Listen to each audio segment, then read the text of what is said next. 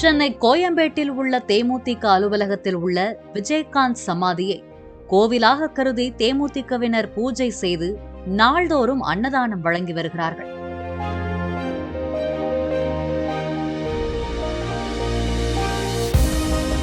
இந்நிலையில் செவ்வாய்க்கிழமை மாலை வேளையில் தேமுதிக அலுவலகத்திற்குள் பாம்பு ஒன்று நுழைந்ததாக கூறப்படுகிறது.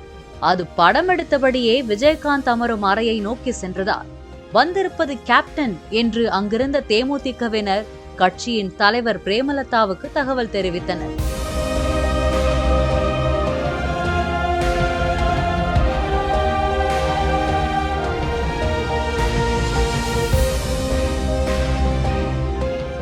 சிறிது நேரம் அலுவலகத்திற்குள் பதுங்க இடமின்றி சுவற்றோரம் தவழ்ந்த அந்த நாகப்பாம்பு பின்னர் அங்கிருந்து வெளியேறியது.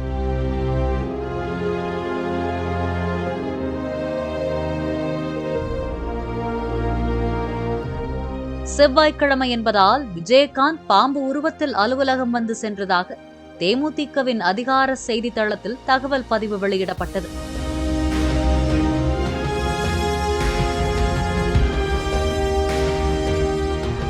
வாழும்போது வள்ளலாக புகழப்பட்ட விஜயகாந்த் மறைவிற்கு பின்னர் பாம்பாக வந்து சென்றதாக தகவல் பரவிய நிலையில் அவரது நினைவிடத்துக்கு கூடுதல் தொண்டர்கள் வந்து சென்றனர்.